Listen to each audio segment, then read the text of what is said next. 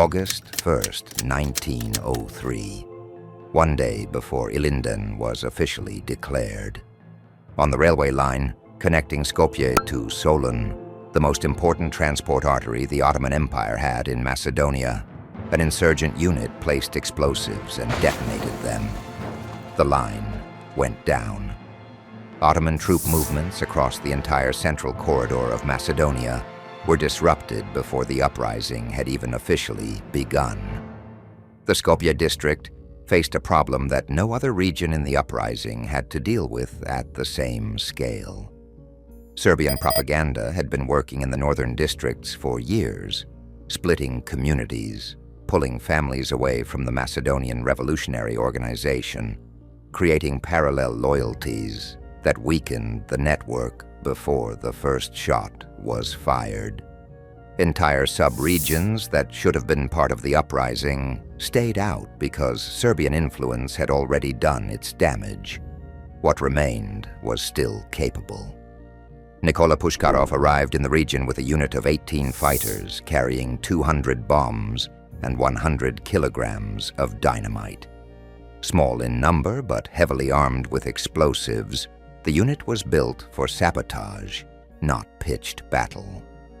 On August 1st, his unit placed explosives on the Skopje-Solun railway line and detonated them.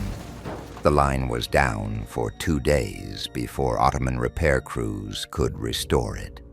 In those 2 days, every Ottoman troop movement relying on that route was stopped. As a first strike, before the uprising was even officially declared, it was exactly what it was designed to be. The Ottoman response was immediate. Pursuit forces began moving through the terrain north of Skopje, searching for the unit. After the railway attack, an Ottoman detachment pursuing Pushkarov unit came upon the village of Kozle. Unable to find the insurgents, they seized 50 villagers and took them as hostages, marching them away from the village. Pushkarov unit saw what was happening. They took positions on the rocky high ground above Kozle and opened fire on the Ottoman detachment holding the hostages. The Ottomans returned fire, and the two sides exchanged shots across the terrain. The firefight pulled the Ottoman attention away from the hostages and toward the insurgent positions above them.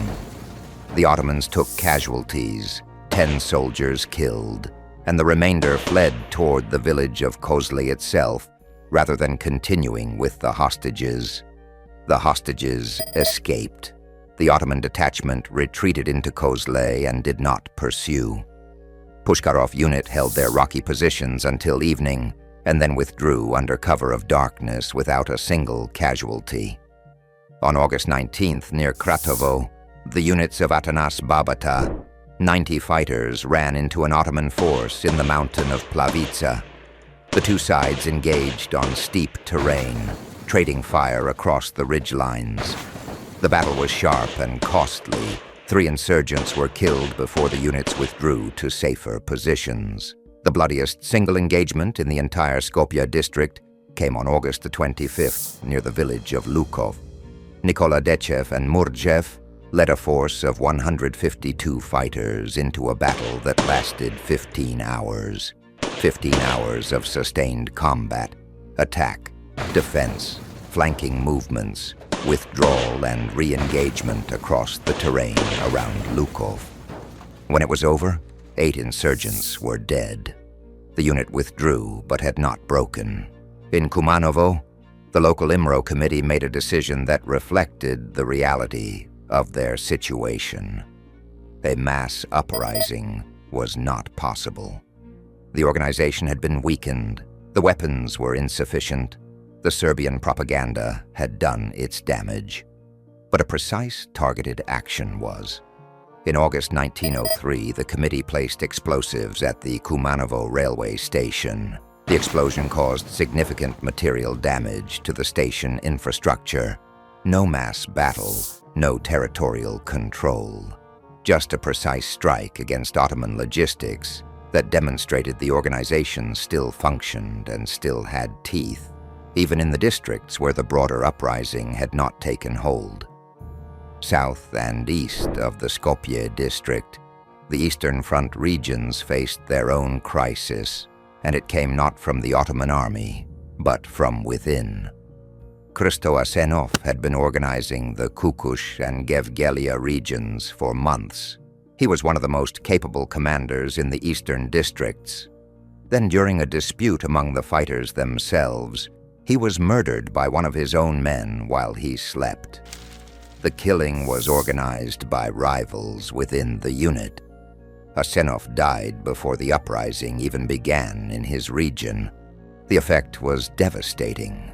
The coordination between Kukush, Gevgelija, and Enidze Vardarsko, which Asenov had been holding together, fractured. The eastern districts entered the uprising without their most experienced organizer. The three regions that should have operated together now had to improvise separately, with significantly fewer resources than planned. In Gevgelija itself, only 95 fighters were available. The decision was made to focus exclusively on railway sabotage rather than pitched battle. On the night of August 10th, a railway bridge near Gevgelija was mined and destroyed. A second operation attempted to demolish the bridge at Demir Kapija, but was betrayed, and the unit ran into an Ottoman ambush, losing 7 fighters before withdrawing. In the Voden district today, the Greek city of Edessa, the uprising produced some of the sharpest fighting on the Eastern Front. On August 4th, a battle west of the city killed 14 insurgents in a frontal engagement with Ottoman forces. 6 days later, on August 10th, the unit of Atanas Krstev caught an Ottoman column near the village of Gorno Rodevo and hit it hard.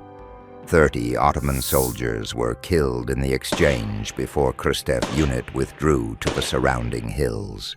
In Tikvesh, Petar Yurukov led the regional unit through the opening days of the uprising until August 3rd, when his force was encircled near Sheshkovo. Completely surrounded, Yurukov ordered a breakout charge straight through the Ottoman encirclement. The charge worked. The unit broke through, but 17 insurgents died in the attempt. Yurukov retreated to the Kozhuv mountain and reorganized. 10 days later, he was found again on Kozhuv near Koprishnica. Another firefight, 2 insurgents dead, 7 Ottoman soldiers killed, the unit's secretary captured and later sentenced to 101 years in prison.